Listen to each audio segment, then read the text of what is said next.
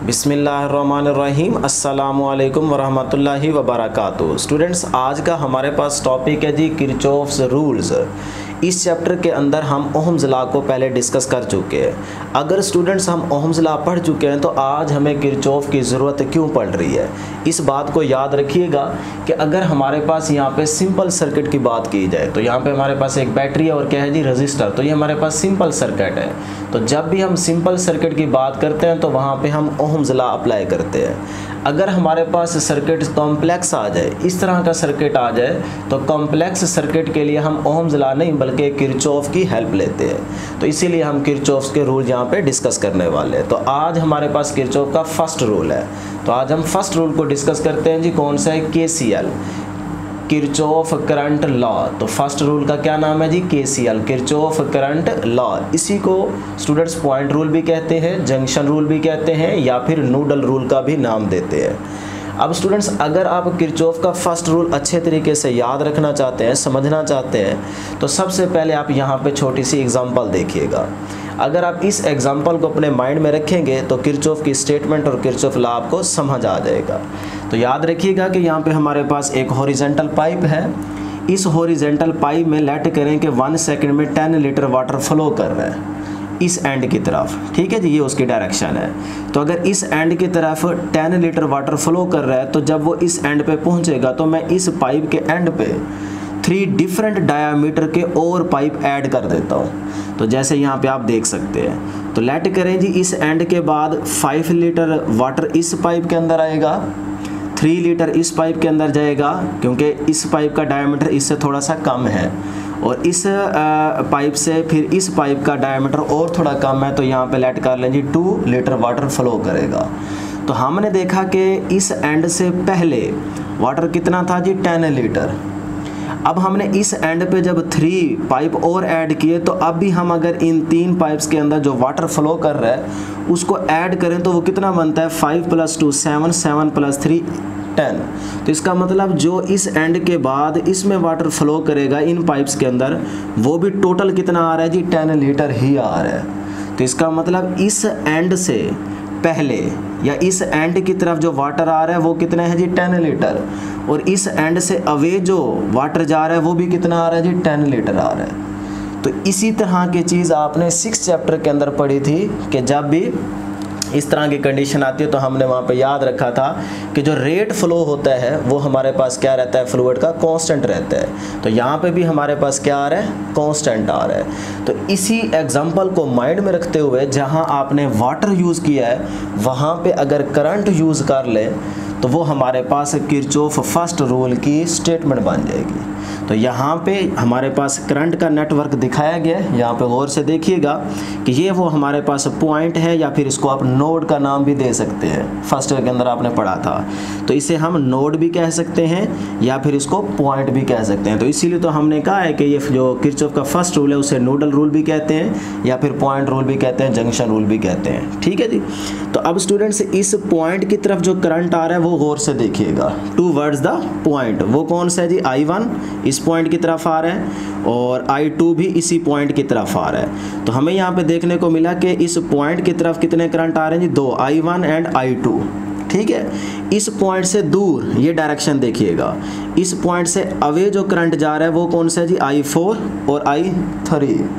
तो अगर हम इस पॉइंट की तरफ आने वाला और पॉइंट से दूर जाने वाले करंट को इक्वल कर दें तो ये हमारे पास किरचॉफ की फर्स्ट रूल की स्टेटमेंट बन जाएगी, क्योंकि अभी तो यही चीज़ हमने देखी है यहाँ पे। तो देखें 6 + 4 कितना हो जाएगा? 10।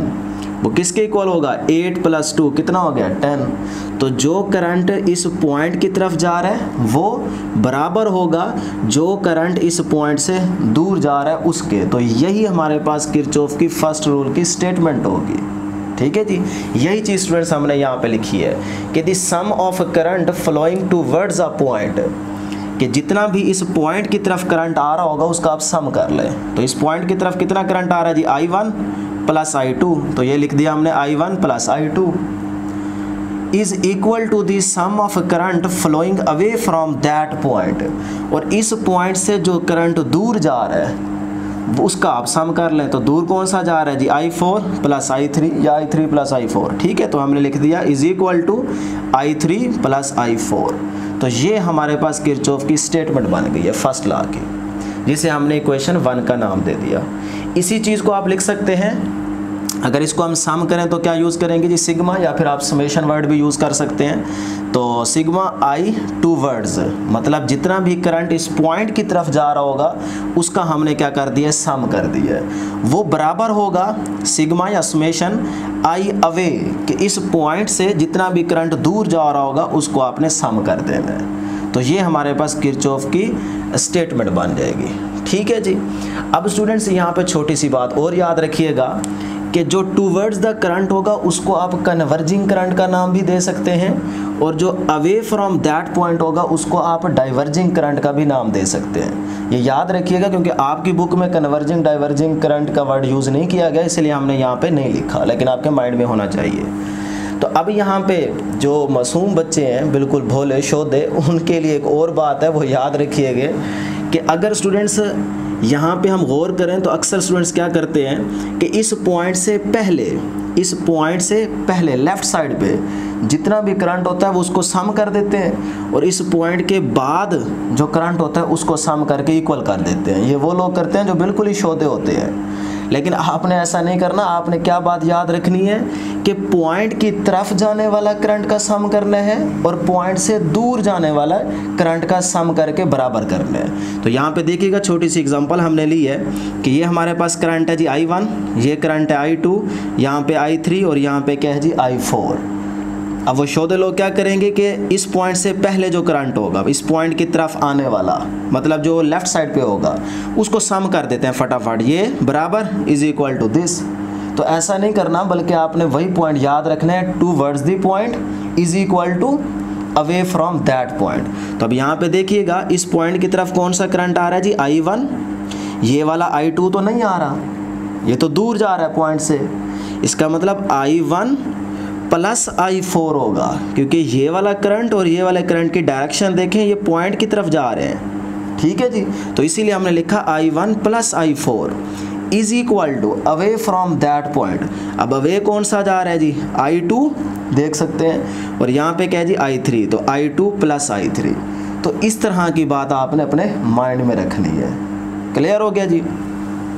अब स्टूडेंट्स इसी इक्वेशन को यूज़ करते हैं कि हम अगर इस इक्वेशन को इस तरह से लिखें, इक्वेशन 1 को, कि I1 प्लस I2, ये प्लस का I3 है, उस साइड पे जाएगा तो माइनस का हो जाएगा। ये I4 प्लस का है तो इस साइड पे आएगा माइनस का हो जाएगा, तो इस साइड पे क्या बचेगा जी, 0। तो इसका मतलब इस इक्वेशन को हम इस तरह से लिख सकते हैं। तो अब ये सारा करंट का क्या हो रहा है, सम हो रहा है। तो इसी सारे को हम कह सकते हैं सिग्मा या summation I is equal to 0। तो ये हमारे पास वो टोटल करंट का सम आ गया जो कि 0 के इक्वल है। तो यहाँ से भी आप इस किरचॉफ के फर्स्ट रूल की स्टेटमेंट या इसको डिफाइन कर सकते हैं कि the sum of all currents meeting at a junction या एट अ पॉइंट इज 0। तो ये भी आपके पास क्या है, किरचॉफ के फर्स्ट रूल की स्टेटमेंट है या डेफिनेशन है। ठीक हो गया जी। अब स्टूडेंट्स यहाँ पे कन्वेंशंस आपने याद रखनी है कि अगर current flowing towards node taken as positive, मतलब अगर करंट इस पॉइंट की तरफ जा रहा हो तो फिर आपने करंट की डायरेक्शन क्या लेनी है, पॉजिटिव लेनी है। अगर करंट इस पॉइंट से दूर जा रहा हो तो फिर उसकी डायरेक्शन आपने क्या लेनी है, नेगेटिव लेनी है। Towards node positive, away node क्या लेंगे आप, नेगेटिव लेंगे। क्लियर हो गया जी। नाउ इक्वेशन 1 बिकम्स, अब हम इक्वेशन 1 को इस तरह से भी लिख सकते हैं कि जो हमारे पास इक्वेशन 1 थी उसको दोबारा लेने लगे हैं कि I1 plus I2 is equal to I3 plus I4। यही है इक्वेशन 1, तो इसको हमने यहाँ पे दोबारा लिया। अब इस इक्वेशन में अगर हम t से, टाइम से मल्टीप्लाई कर दें, मतलब इस पूरी इक्वेशन को अगर मैं t से मल्टीप्लाई कर दूं तो इस इक्वेशन पे कोई फ़र्क तो नहीं पड़ेगा, नहीं पड़ेगा। कैसे, यहाँ से भी हमने t से मल्टीप्लाई किया, राइट साइड पे भी हमने t से मल्टीप्लाई किया। अगर इस t को यहाँ से कॉमन लें, यहाँ पे t आ जाएगा, यहाँ से भी t, तो t से क्या हो जाएगा, कैंसिल हो जाएगा, फिर हमारे पास वही इक्वेशन आ जाएगी। तो इसका मतलब अगर मैं t से मल्टीप्लाई करना चाहूँ तो मैं कर सकता हूँ। तो मैंने वही t से मल्टीप्लाई कर दिया दोनों साइड पे। अब students as we know that कि I इज इक्वल टू क्या होता है जी, Q ओवर T। यहाँ से Q को फाइंड करें, Q is equal to I multiply by T होगा। तो अब यहाँ पे गौर से देखिएगा कि I और T का जो प्रोडक्ट है वो किसके इक्वल आ रहा है जी, चार्ज Q के इक्वल आ रहा है। तो इसका मतलब इस इक्वेशन में मैं लिख सकता हूँ I1T की जगह Q1, इसी तरह मैं I2T की जगह लिख सकता हूँ Q2, क्योंकि I और T का जो प्रोडक्ट है वो किसके इक्वल आ जा रहा है, Q के इक्वल आ रहा है। तो यहाँ पे आप लिखते हैं Q2 is equal to I3T की जगह क्या लिखेंगे जी, Q3। इसी तरह I4T की जगह क्या लिखेंगे स्टूडेंट्स, Q4। तो ये हमारे पास चार्ज के लिए इक्वेशन आ जाएगी, जिसमें हमें क्लियर नज़र आ रहा है कि जो हमारे पास लेफ़्ट साइड का चार्ज है वो राइट साइड के चार्ज के इक्वल है। इसका मतलब हमारे पास जो भी नेटवर्क होगा उसके अंदर पॉइंट की तरफ जितना चार्ज आएगा उतना ही चार्ज पॉइंट से दूर जाएगा। ये है इस इक्वेशन का मतलब ना तो चार्ज पैदा किया जा सकता है, ना ही चार्ज को हम तबाह बर्बाद या फना कर सकते हैं, बल्कि चार्ज क्या रहेगा, कांस्टेंट रहेगा। तो इसी इक्वेशन को देखते हुए मैं ये बात कर सकता हूँ कि KCL is the manifestation of conservation of charge, ये बात मैं कर सकता हूँ। और इसी इक्वेशन को देखते हुए हम इस पूरे टॉपिक का जो कंक्लूजन लेंगे वो क्या होगा, if there is no sink और सोर्स, मतलब अगर चार्ज को कोई चीज़ ना तो छीन रही है ना ही उस चार्ज को कोई चीज़ पैदा कर रही हो, तब हम ये कह सकते हैं कि total charge flowing towards a point is equal to the total charge flowing away from that point. तो ये था हमारे पूरे टॉपिक का कंक्लूजन कि जितना चार्ज हमारे पास पॉइंट से पहले होगा या पॉइंट की तरफ आएगा उतना ही चार्ज हमारा पॉइंट से दूर जाएगा। तो चार्ज क्या रहेगा जी, कांस्टेंट रहेगा। इसी को हम law of conservation of charge का नाम देते हैं। तो ये था स्टूडेंट्स हमारे पास आज का टॉपिक, और याद रखिएगा इसको हम किस तरह से अप्लाई करते हैं, कैसे करते हैं, ये हम आने वाले टॉपिक्स में डिस्कस करेंगे। लेकिन फ़िलहाल आप इतना कह सकते हैं कि जो हमारे पास KCL है या this law is applicable to a capacitor, कि जब आप चैप्टर 12 के अंदर चार्जिंग ऑफ कैपेसिटर या डिस्चार्जिंग ऑफ कैपेसिटर को डिस्कस करते हैं तो तब आप ये कंडीशन अप्लाई कर सकते हैं कि during charging and discharging of the capacitor की रेजिस्टेंस को ज़ीरो ट्रीट करते हुए जब आप डिस्प्लेसमेंट करंट के कॉन्सेप्ट को डिस्कस करेंगे तब आप यही लॉ अप्लाई करेंगे। ठीक हो गया जी। तो अब स्टूडेंट्स यहाँ पे हम 2 MCQs डिस्कस कर लेते हैं कि ये हमारे पास फर्स्ट MCQs है और ये हमारे पास सेकंड है। तो एक MCQs मैं कर देता हूँ, दूसरा आप खुद ही सॉल्व करके उसका आंसर जो है वो आपने कमेंट सेक्शन में ज़रूर बताना है। क्लियर हो गया जी। तो अब आप चाह रहे होंगे कि फ़र्स्ट वाला करें सर और सेकंड वाला हम बताएंगे।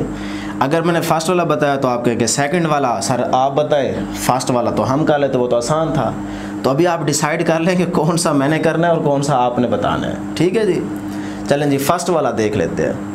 तो ये स्टूडेंट्स हमारे पास करंट का नेटवर्क शो किया गया है। इस डायग्राम को गौर से देखिए, और यहाँ पे हमारे पास जो करंट है जी ये वाला 2 एम्पेयर, और ये कितना है 15 एम्पेयर, और ये कितना है 5 एम्पेयर, और यहाँ पे करंट का नाम क्या है जी I। इसका मतलब ये गिवन नहीं है, तो इस I को तो हमने फाइंड करना है। तो ये I कितना होगा, 15 एम्पेयर, 5 एम्पेयर, 20 एम्पेयर या 22 एम्पेयर। तो स्टूडेंट्स अभी आपको जो स्टेटमेंट मैंने याद करवाई है उसको माइंड में रखें कि हमारे पास summation current towards is equal to summation current away, यही फार्मूला आपने याद रखना है। तो देखें टूवर्ड्स करंट कौन सा है जी, 15 भी है, 2 भी है, 5 भी है। तो ये टूवर्ड्स है ना, इस जंक्शन की तरफ आ रहे हैं, मतलब पॉइंट की तरफ आ रहे हैं। तो इनका सम कर लें, 15 + 5 कितना हो गया 20, 20 + 2 कितना हो गया 22।